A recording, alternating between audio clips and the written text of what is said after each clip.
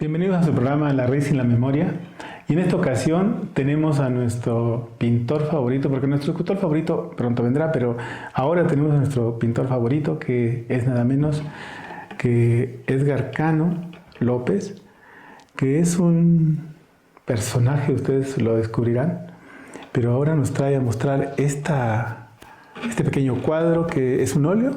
Óleo sobre lino. Es un óleo sobre lino, que ustedes dirán que es, pues es un golpe, amigos. Es un golpe de un coche y es un golpe viejo. Entonces Edgar hizo este pequeño detalle para mostrarnos que los golpes duran. Y este golpe de un coche, pues, ha de haber sido costoso. De un clásico ahora. Bienvenido, Edgar, al programa. Tenemos esta deuda pendiente contigo de que tú vengas con nosotros, nos expliques este motivo de por qué eres el personaje que eres. Uno lo sabe como autor, y a veces uno lo sabe como autor que uno está haciendo algo, ¿no? Sí. Entonces, nosotros que somos unos seguidores y admiradores y coleccionadores de tu obra, sabemos que eres un personaje que tiene una historia. Y ese es lo que vamos a platicar ahora, en este momento. ¿De dónde nace Edgar? ¿Cómo viene Edgar? ¿Cómo le nace la pasión, el amor, la vocación por la pintura? ¿No? ¿De dónde es Edgar? Porque última hora es de aquí de Tepito, de Chiconcuá o algún lugar, ¿no? Debe de ser algún lugar por ahí. Así es. Pero todo apunta a que no es de esos lugares, ¿eh? Porque ya lo verán, que no es de por ahí. Entonces Edgar nos trajo ahora a mostrar este pequeño cuadro y lo vamos a poner aquí en este espacio para poder platicar un poco y en el rato lo mostraremos, ¿no? Pues bien, bienvenido al programa, Edgar. Muchas gracias, doctor. Antes que nada, agradezco la gentil invitación a este proyecto tan interesante, tan lúdico, tan generador de conocimiento. Y pues nada, me siento agradecido y distinguido con esta gentil invitación de su parte y del proyecto en general. Pues aquí estamos, vamos a platicar sobre el ejercicio de la plástica, puntualmente de la plástica que vengo creando de hace ya más de 10 años. Y pues bueno. ¿Dónde nace Edgar? Yo nazco en una ciudad cercana a Santiago Tuxtla, Veracruz, en Isla Veracruz. O sea, ¿es cerca del mar?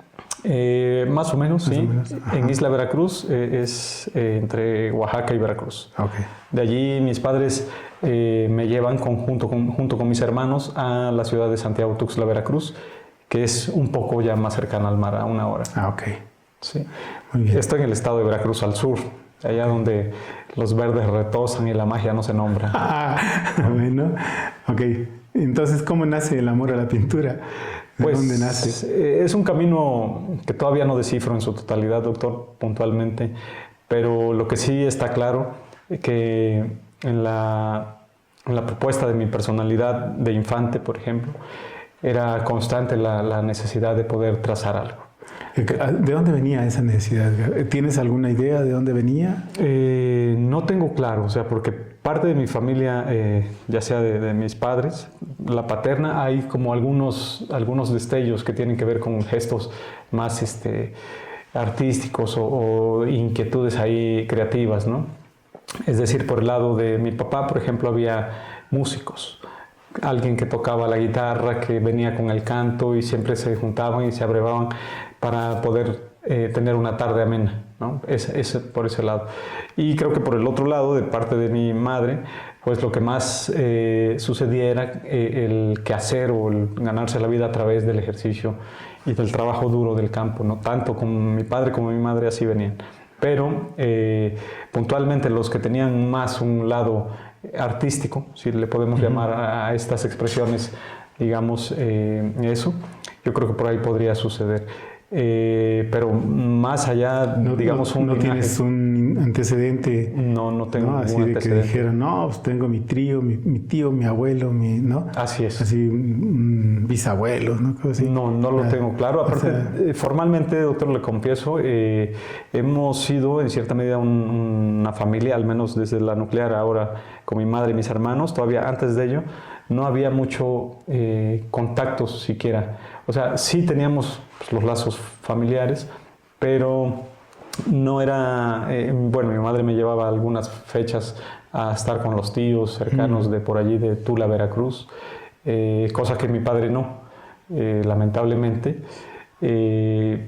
Resulta que en alguna ocasión, como anécdota de mi historia, estudiando en Jalapa, Veracruz, en una cancha de básquetbol, jugando, pasándola bien entre algunas gentes, me doy cuenta allí que una persona mayor viene y me dice, oye, ¿y tú qué haces aquí? Pues vengo a jugar, ¿no? Claro. Pero me dice, ¿estás más delgado y te cortaste el pelo? Y le digo, no, pues claro que no. Y le supe que estaba confundiéndome con uno de mis hermanos que él conocía de otra ciudad. Entonces dice, yo soy tu primo, soy sobrino de fulano, de tal, de tu papá. Entonces fue ahí que encontré como un grupo familiar que yo no tenía claro. Entonces, viendo eso, me di cuenta que todavía el espectro de la familia estaba, pues, siempre es grande, ¿no? Sí. Definitivamente, pero no era tan grande como la voluntad de acercarnos a estos núcleos familiares. Bien. Edgar descubre que tiene una vocación para, vamos a llamarle para la línea. Así y luego, bueno, así se dice, ¿no? Sí. En el argot, una línea, pero luego después viene la forma. Sí. Y luego después viene la dimensión. Sí. Y luego viene la profundidad. Y luego pues viene este espectro de crear un mundo. Sí, ¿no? se va sumando y se crea, digamos, en cierto sentido, una temática, una propuesta. ¿Cómo empezaste? O sea, la idea es cómo empezaste. O sea, cómo...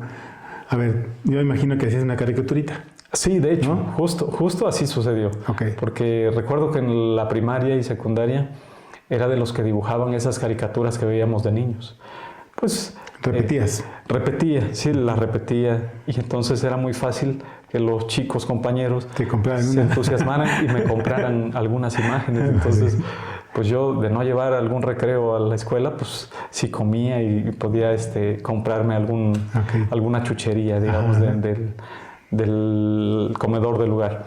¿Por qué? Porque pues me los compraban los compañeros. Entonces ahí fue donde me di cuenta un poco. Dije, oye, esto tiene futuro. Esto tiene futuro. Algo. tiene futuro, ¿no?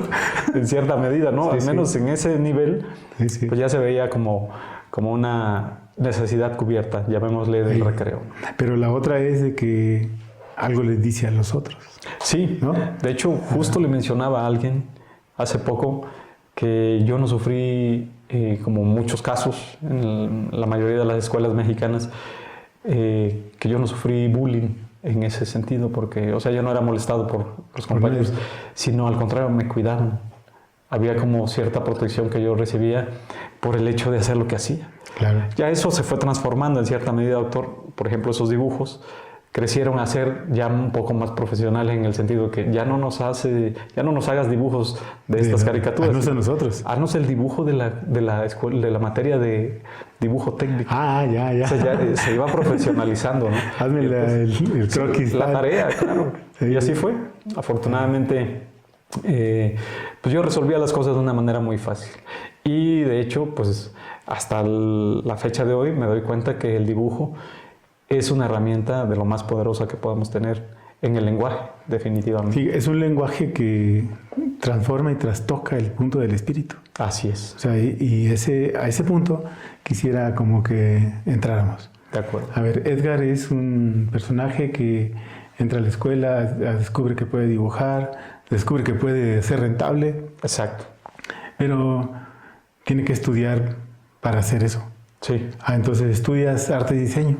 Estudio una licenciatura en artes visuales en la Universidad Veracruzana en Jalapa, Veracruz, que para lograr entrar me costó 3 años de intentos. ¿Por qué? Pues porque no era bueno, pues. Entonces... ¿Cómo fue? Sí, pues es que quedaban los más buenos. ¿Qué es eso? A ver. Pues yo intenté durante 3 años lograr quedar a la universidad, pero mientras... pues sucedía eso, yo seguía dibujando, seguía trazando, dibujaba caricaturas en restaurantes, dibujaba ilustraciones en editoriales y dibujaba mientras tenía otros trabajos, llamémosles más formales, en los tiempos libres, que bueno, para mí eran las 8 horas de trabajo, yo dibujaba. Entonces estaba cuidando en una tienda de supermercado, era vigilante, cuidaba que no se llevara nada. Entonces, mientras yo cuidaba, según eso, dibujaba todo el tiempo. Entonces no cuidabas. Entonces no cuidaba, pero bueno, cuidabas tu trabajo. Cuidaba el trabajo. Tu trabajo Así es. de dibujar. Pero al final de cuentas, ingreso a la universidad y me dedico a trabajar sobre eso que me apasionó muchísimo, definitivamente. Creo que fue algo que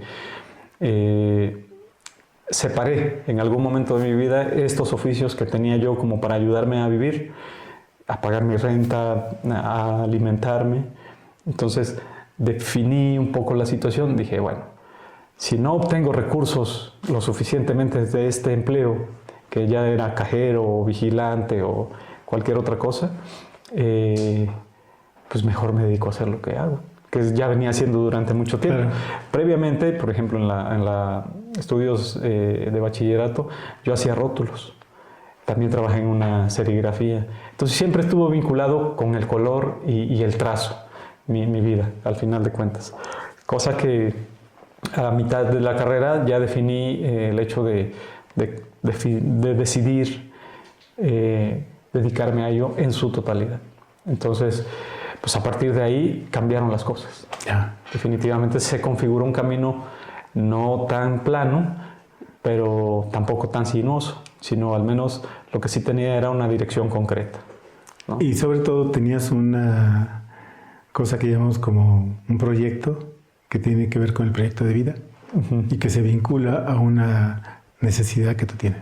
Pues formalmente era más bien, lo menciona muy bien, doctor, pero creo que coincido con ello, una necesidad que se resolvía completamente cuando yo lograba plasmar algo en papel, en una tela. Principalmente más en papeles, porque dibujaba más antes que pintar. Fue ya un poco más avanzado en mi proceso creativo que poco a poco logré encaminar esto a la pintura, porque también... ¿Cuándo das el salto? O sea, cuando del dibujo al óleo, por ejemplo, pues, de la tinta. Mi primera exposición individual de pintura la hice en el 2012, no tiene mucho tiempo.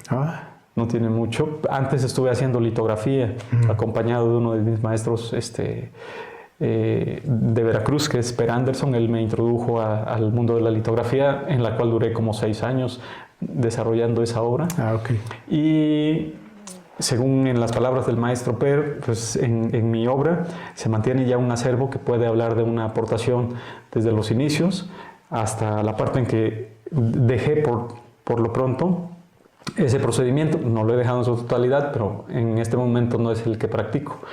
Pero ahí, entre más de 250 obras litográficas, por ahí podemos encontrar quizás algunas piezas que puedan ser ya una aportación, digamos, al lenguaje litográfico en la República Mexicana. Entonces quiere decir que, vamos a ponerlo de esta manera, el trayecto es dibujo, caricatura, ¿no? Sí. Y luego litografía. Sí, digamos que sí, tienen razón. Dibujamos y luego no dejamos de dibujar porque el trabajo en la piedra, en la litografía, es un mismo dibujo, solamente que con base a determinados procedimientos químicos podemos hacer que ese dibujo se multiplique en varias impresiones. Por eso tienen una de 100, una de 10. Exactamente. ¿No? Ok. Vamos a hacer una pequeña pausa, Edgar. Adelante. Y vamos a seguir ahorita con este tema de la creación. Absolutamente. ¿No? De acuerdo. Vamos a regresar en un momento. No se vayan.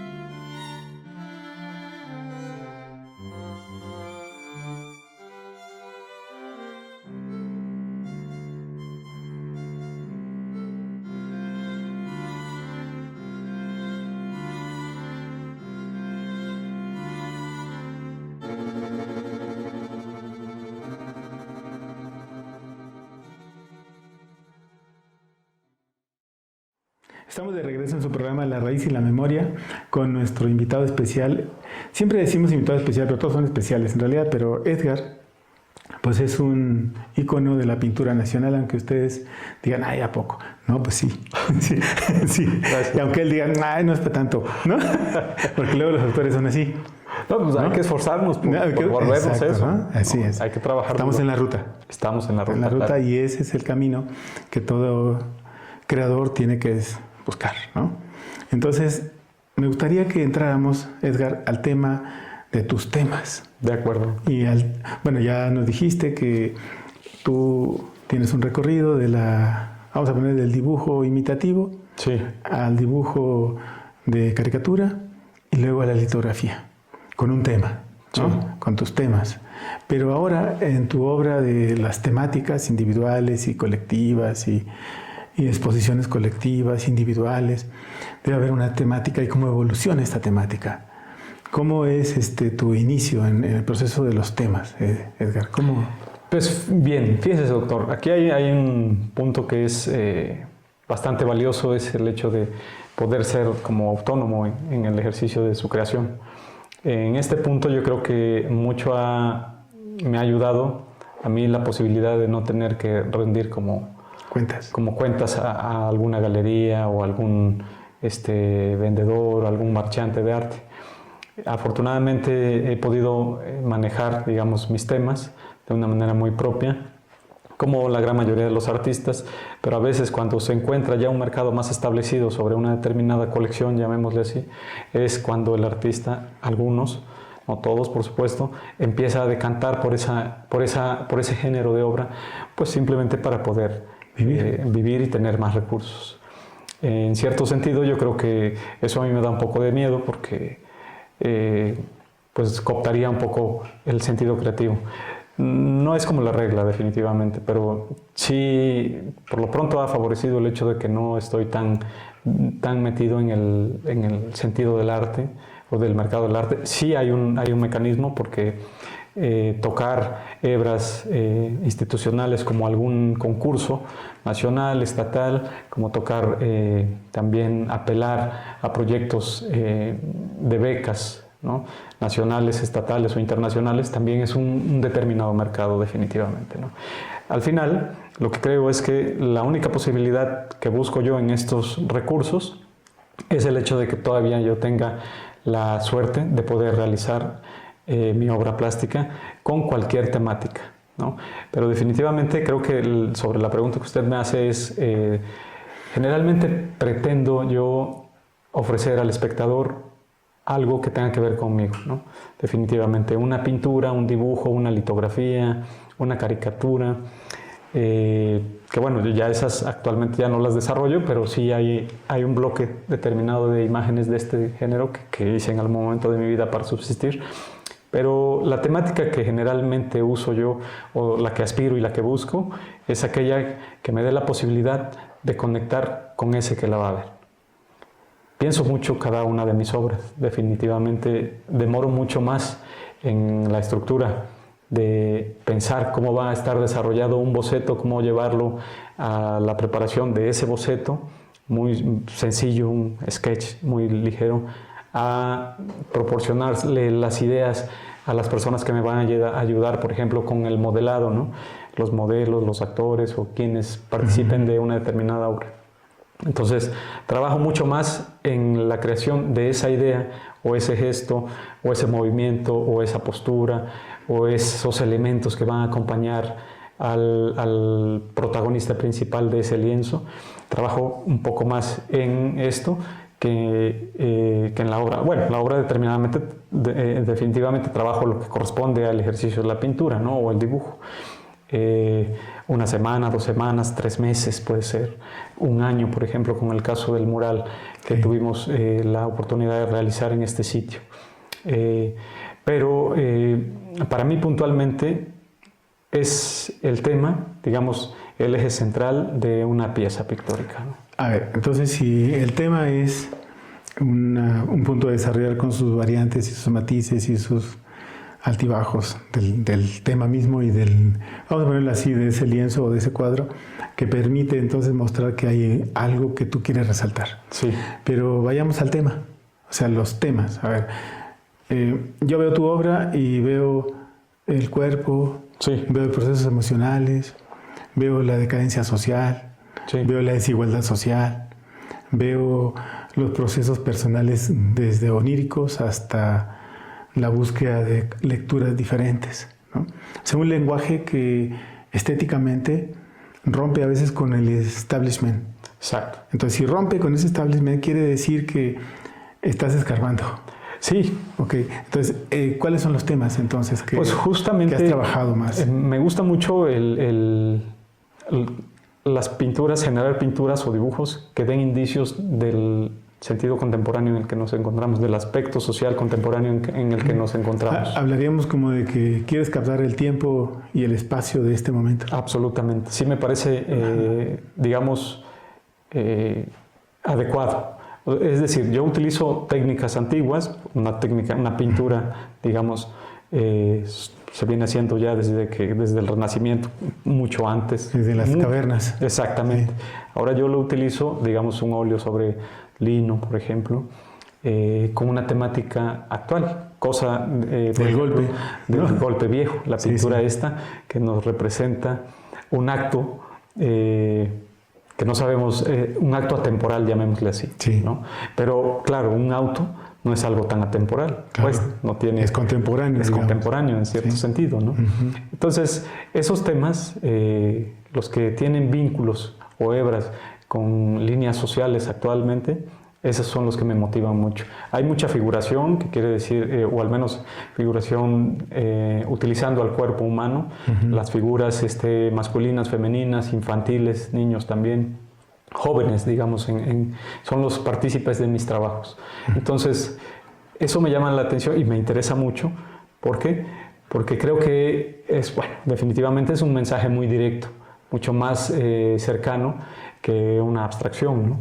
O que algunos otros movimientos artísticos ante el espectador, ajenos. ¿no? Entonces, quizás no es que sea una trampa, pero en estos lenguajes, digamos, utilizando la figuración, yo intento llegar más directamente al espectador. Lo intento hacer de una manera juguetona o caprichosa. Yo le digo al espectador, mira, aquí hay una figura humana, aquí hay un auto, aquí hay esto, el otro. Pero si el espectador tiene un momento de análisis para el cuadro, puede entender que en ese cuadro no está solo lo que inmediatamente le representa, sino que hay algo más, que por ejemplo pueden ser elementos o símbolos que están ocultos dentro de esa misma obra. Claro. Entonces, yo lo que pretendo es que haya un diálogo, ¿no?, que pueda hacer circular entre el espectador y la obra.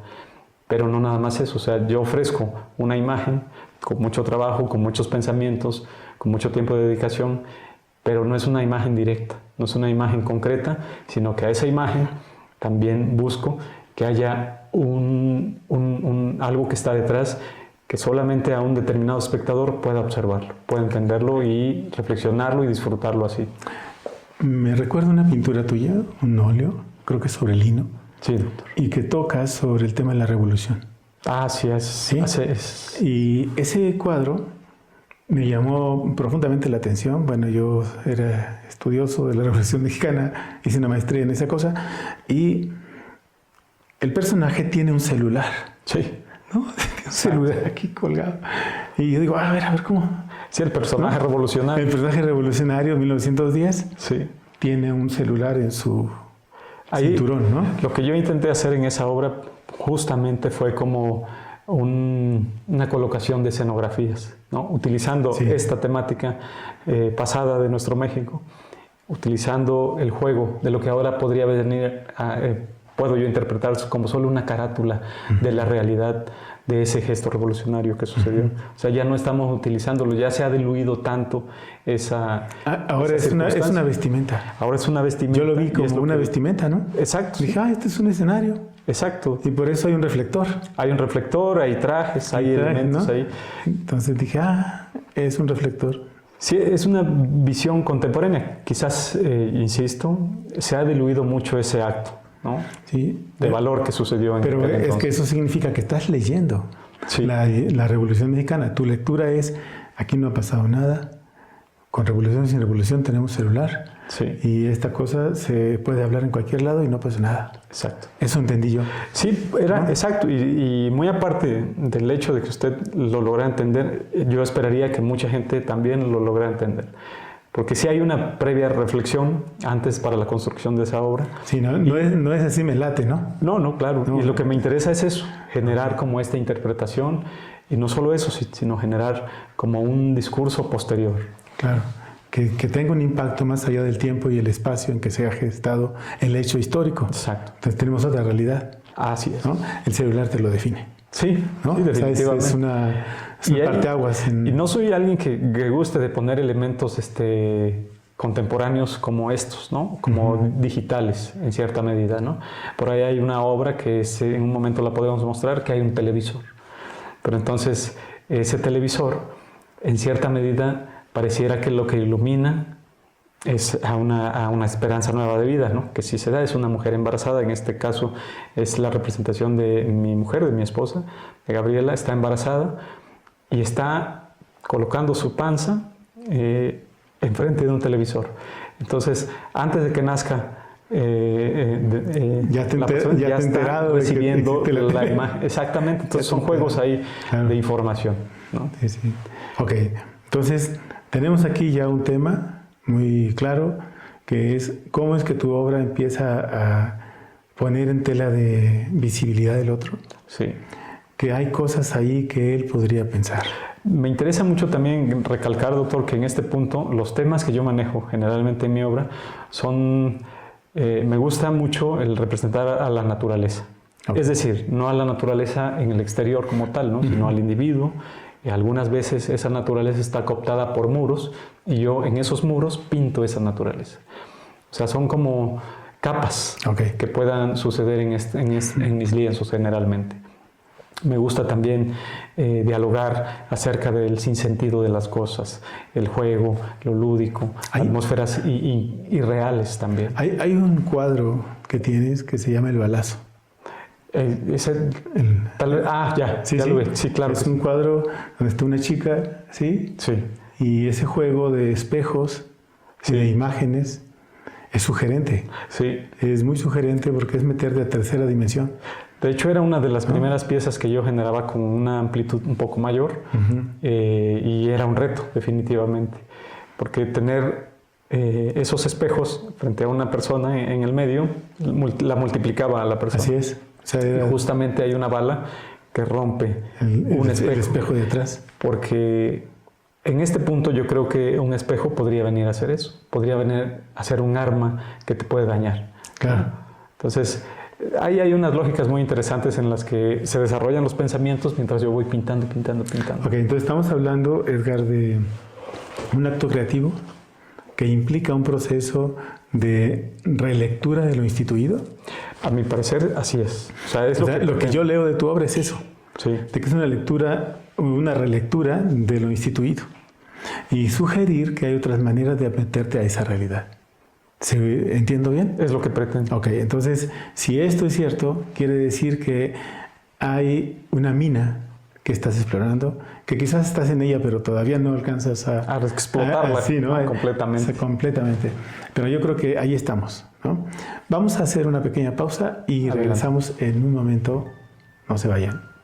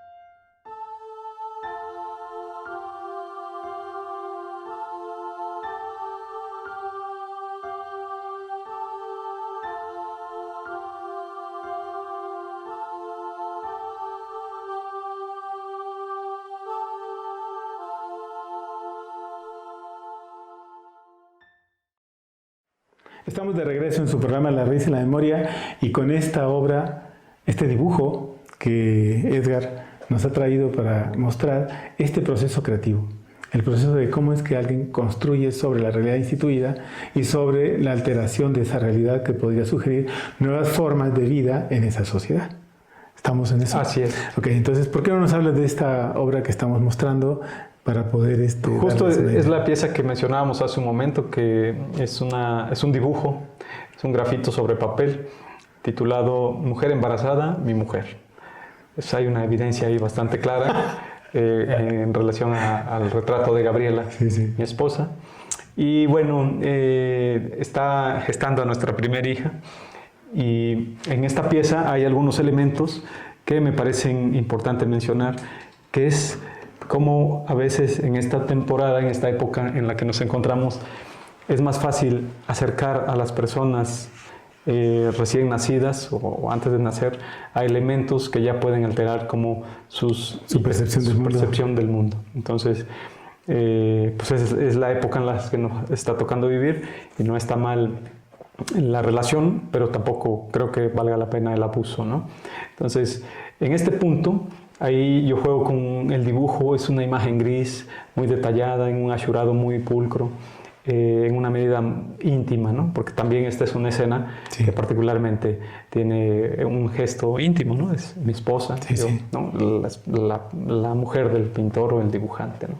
Y ahí lo que me interesaba puntualmente era eso, hacer una reflexión directa sobre los elementos que afectan de una manera u otra a esta gente que recién nace, ¿no? Definitivamente.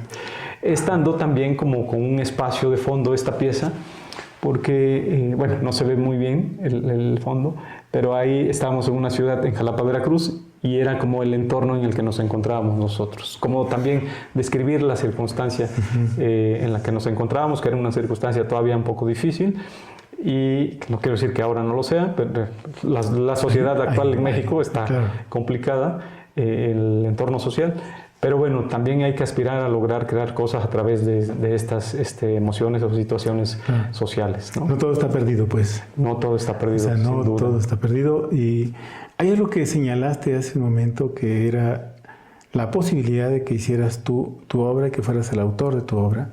Y me recuerda a Haydn, que es el primer autor que yo conozco, que renuncia al mecenazgo, renuncia y empieza a crear su obra. Entonces, cuando alguien es libre, no le tiene que rendir cuentas al mecenas, puede brotar entonces su verdadero yo creativo. Sí. Yo creo que también es una relación directa con la necesidad. ¿Movemos esta pieza, doctor? Ahí. Acá la podemos colocar, perdón. Sí, en este punto lo que menciona, doctor, yo creo que estoy seguro de que un hecho inalienable de la creatividad es, como hay un refrán por ahí que dice esto, ¿no? La necesidad es la madre de todas las creaciones. De todas las creaciones, ¿no? Entonces, un poco yo tuve la suerte de tener muchas necesidades, las sigo teniendo. No soy una persona autónoma del todo o ¿cómo decirle? Independiente, por supuesto, porque dependo de muchas circunstancias, de mucha gente que me rodea, pues que se les paga también sus servicios, pero sí, no soy alguien totalitario que pueda construir mi obra desde la nada, ¿no?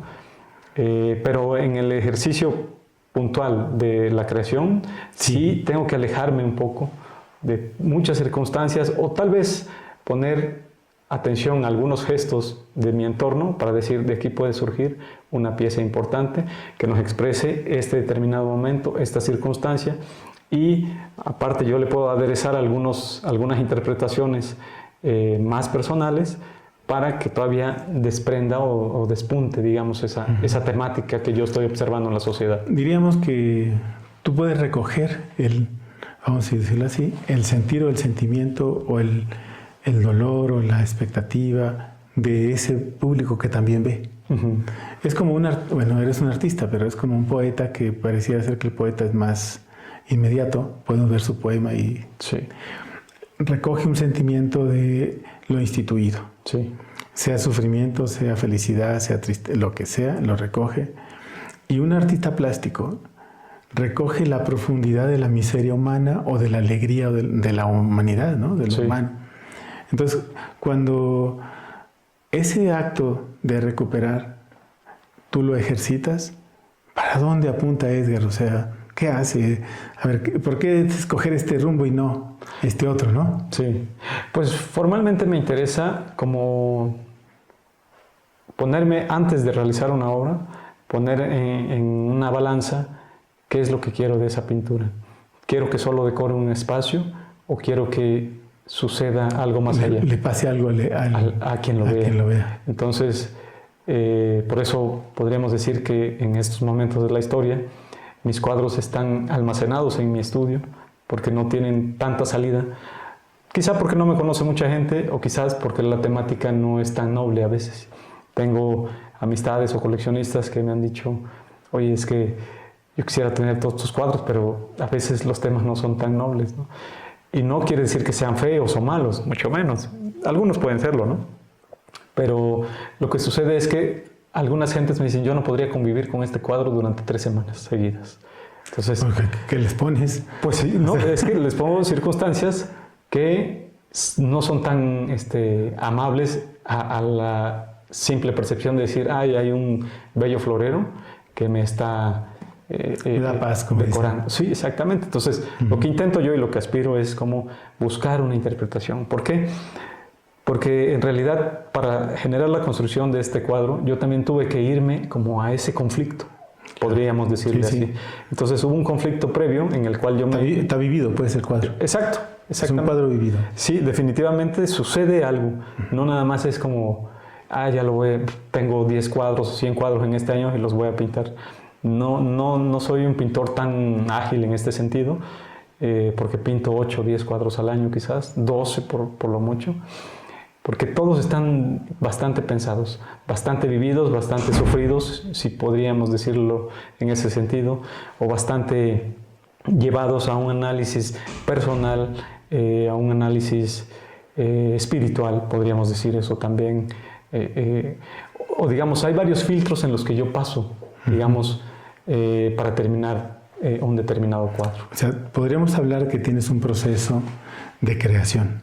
Absolutamente. ¿No? Pero ese proceso de creación no es así que me siento y a ver qué sale, sino que es un proceso de elaboración. Sí, es una maquinaria. Estás construyendo una realidad. Sí.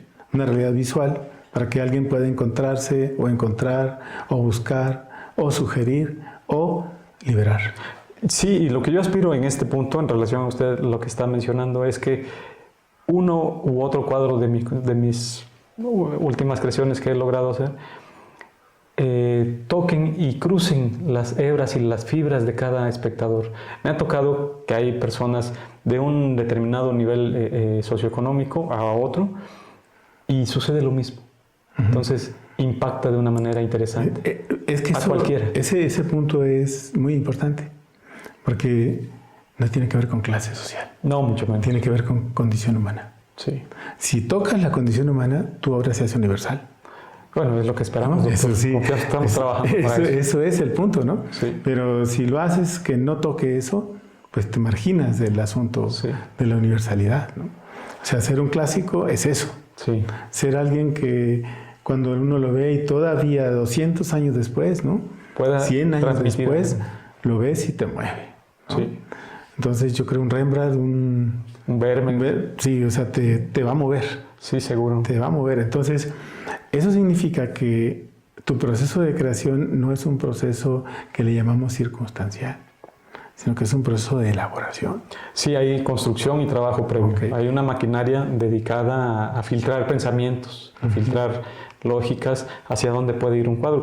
Hay infinidad de posibilidades. Cuando uno está frente a un lienzo de 1 metro por 1 metro, hay un mundo y un universo que no vas a ir descubriendo hasta que no vayas avanzando. ¿Qué vas a hacer ahí?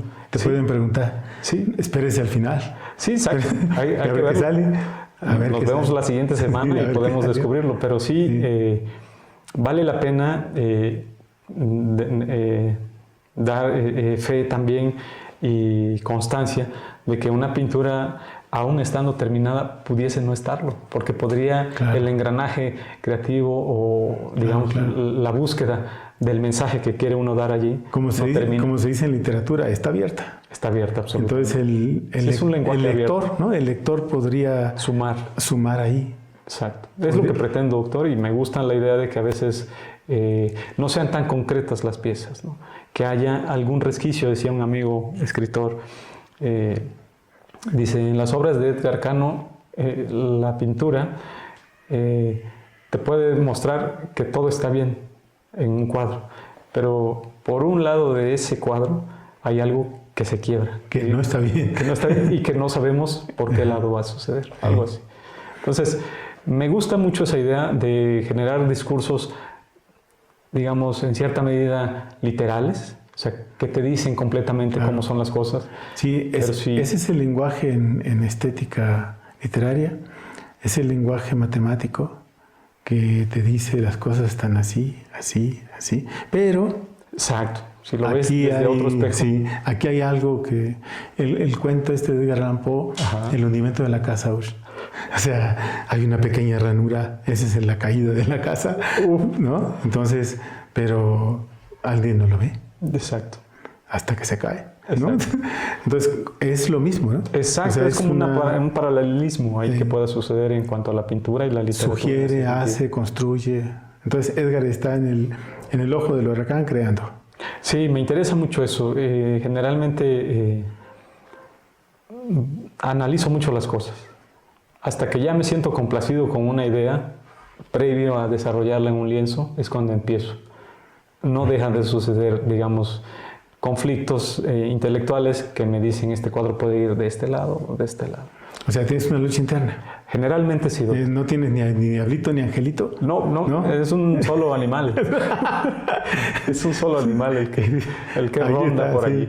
Sí, digo, aquello de que las musas que vinieron, no es cierto. No, las musas... Sabemos que no es cierto. Bueno, fuera, ¿no? Que pues uno no tendría tanto lío para crear, ¿no? Sí. Okay, es un trabajo sistemático, pensado, constante, disciplina del diario. Sí. ¿Eso te ha llevado a obtener cuáles premios, Edgar? Pues algunos bastante nobles, por ejemplo, el premio Tamayo de pintura, el premio Rufino Tamayo en el 2016, la Bienal Alfredo Salce también en el 2010 o 2011, la Bienal de grabado también, José Guadalupe Posadas, algunas becas nacionales como algunas del Sistema Nacional de Creadores de Arte, la Bienal también del Estado de Veracruz, una Bienal de pintura y escultura, y yo toqué obtener el premio en pintura. Algunos otros premios también, algunas otras becas, pero más que nada me ha dado la posibilidad de difundir mi obra a través de varios estados de la República. Hemos podido exponer en muchos museos, y lo que me interesa con eso es darle cabida o darle las posibilidades a la comunidad a que conozcan dentro de instituciones federales, estatales, en mi trabajo. ¿Por qué? Porque a comparación de una galería privada, en este sentido, pues solo se acercan un determinado sector de espectadores. En un museo o en un foro más abierto, pues hay una posibilidad mucho más abierta. Me interesa también que se vaya colocando mi trabajo, pero principalmente me interesa que se diversifique, digamos, la percepción de mi obra entre la sociedad. Muy bien. Edgar, vamos a hacer una pequeña pausa y ahorita regresamos.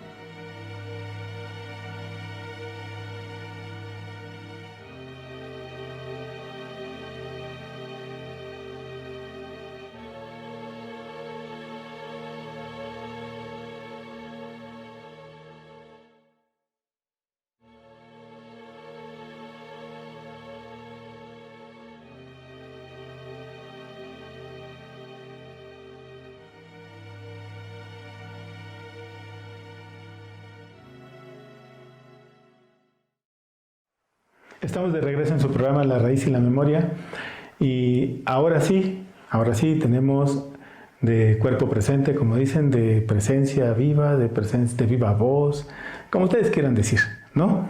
Tenemos a nuestro pintor favorito, que es Edgar Cano, y que creen que él es el autor de esta obra que tenemos aquí.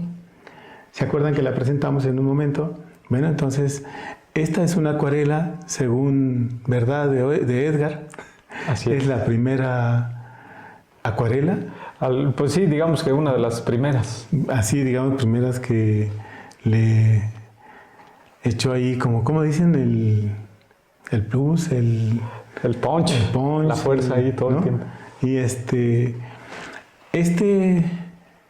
cuadrito que tenemos aquí forma parte de los 4 bloques que tenemos del mural del Instituto Hawái, que es donde estamos, y que ha tenido la amabilidad Daniel de pasar algunos tomas al inicio del programa. Entonces, Edgar hoy nos puede hablar de estos 4 bloques, ¿no? Ese sería nuestro encuentro con este mural. Y que, pues, si nos das cómo lo elaboraste, cómo trabajaste, cómo hiciste, cuál es ese trasfondo que tú encuentras ahí y cómo te fuiste transformando, porque te fuiste transformando. Sí, definitivamente, doctor. ¿Sí? Y bueno, antes que nada agradezco también, le reitero mi gesto de agradecimiento a este proyecto. De no haberlo hecho, no creería yo que pudiese hacer algo de tanta dimensión, que son casi 80 metros cuadrados de mural en losas de cerámica. ¿Y más grande que un departamento del Distrito Federal? Ah, no, claro, son 4 departamentos. Son 56 metros más grandes. 56, perdón, sería uno más grande, con una habitación extra. Claro. De los 56 metros más unos cuantos. Justo venía en la carretera pensando en esta transformación, ¿no? Como usted dice, yo avancé un año completamente de ir, venir para producir este proyecto. Proyecto que se me hizo desde el principio maratónico y la verdad no sabía a lo que me metía, pero ya entrando en la dinámica del mural, pues definitivamente dije, estoy aquí en este punto de mi vida y mi existencia con este proyecto porque puedo llevarlo a cabo. Entonces, la primera experiencia generosa que me desarrolló esto, o que me planteó esto, es que puedo con este u otros proyectos de esta envergadura, ¿no? Primeramente, antes de la creación física de la obra, pues habríamos que trabajar en la creación visual. En el concepto. En el concepto, en la idea, hacia dónde iba. Por fortuna, yo tengo la suerte de que tengo casi 10 años viniendo a este sitio. Entonces, la idea pues era solamente escarbar en relación también a la combinación que usted podría implementar, ¿no? Decir, vamos a dialogar sobre esto y tú tradúcelo en imágenes.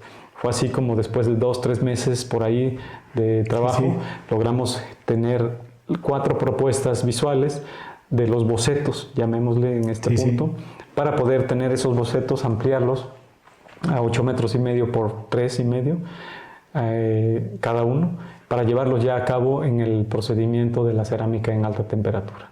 Entonces, ¿esa técnica tú no la dominabas al 100%? No, de hecho yo no la dominaba y formalmente puedo decir que no es que no la domine, sino que tuve la necesidad de recurrir a personas que me pudieran apoyar para la elaboración de esto. Entonces me encontré con un amigo de la universidad, Jicotencal Rivero, y él tenía a otra persona, Adriana Pedraza, con la que colaboré definitivamente para, creamos, digamos, la amalgama.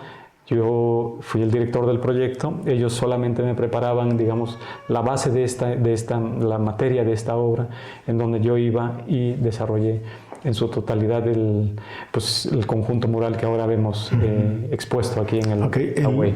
El primer cuadro, ¿cómo lo describirías? Pues lo que estamos hablando del primero, si estamos de frente, que es el de arriba donde están los mesoamericanos. Exactamente. Digamos, la cultura mesoamericana. Pues yo lo titulé Fuego. Ajá. Entonces hablábamos de 4 elementos: fuego, tierra, fuego, tierra, metal y agua. Ajá. Entonces estos 4 elementos en 4 paredes fue como se jugó en principio con las ideas. Hubiésemos tenido una quinta pared, hubiéramos colocado el aire también. El aire, sí. Pero bueno, lo que daba ya era demasiado espacio, ¿no? En el primero, como bien dice, hay una expresión que nos hace viajar al pasado mexicano, al pasado mesoamericano, a donde se encuentran personajes, ya sea teotihuacanos, mayas, aztecas, olmecas, integrándose en situaciones que tienen que ver con los hábitos o con la vida cotidiana. La vida cotidiana, exactamente, y sobre todo los gestos que utilizaban para tener una salud pues decente, ¿no? O sea, ahí en la parte izquierda de ese muro tenemos a un curandero, un sanador ahí, digamos. Un sanador ofreciendo hierbas, ofreciendo incienso, ofreciendo las técnicas o mecánicas que podrían utilizar en aquellas épocas. En el centro hay como un ritual donde está el dios Ahuehueteotl surgiendo o resurgiendo a través de que se consumieron un par de príncipes o un príncipe para poder darle continuidad a la luz, ¿no? Entonces, ahí yo jugaba con algunos elementos. Detrás, con cierto análisis, podemos ver a las pirámides, ¿no? A la del Sol, a la de la Luna, a las grecas, también a la representación que tenían en los ornamentos. Definitivamente eso me pareció importante manejar en ese muro. Y al final podemos también ver que el comercio y el gesto social de una civilización muy organizada ya estaba determinado, ¿no? Sí. En todas estas civilizaciones mexicanas, mesoamericanas, llamémoslo. Entonces ya había mercados, ya había ambientes. ¿Teníamos cultura? Había una cultura muy establecida. Sí. Entonces yo solo traté de representarla en la manera en la que veo pues mi gesto plástico. Aparte fue muy interesante esta situación porque el mural no está solamente pintado sobre las losas, sino las losas tienen una expresión ahí en un alto relieve muy pequeño que nos ayuda como a concentrar más a la imagen. Entonces eso fue bastante agradable. De haberlo hecho de una manera plana, pues quizás hubiésemos utilizado 6 meses del proyecto, pero a mí se me ocurrió hacerlo así y claro, también intervinieron mucho más recursos emocionales de muchos índoles. Entonces, pero al final de cuentas logramos un proyecto en ese punto bastante noble, bastante generoso y único, al menos en este punto del Estado de México, por lo menos, ¿no? Sí, no hay una obra que tenga esa envergadura actualmente.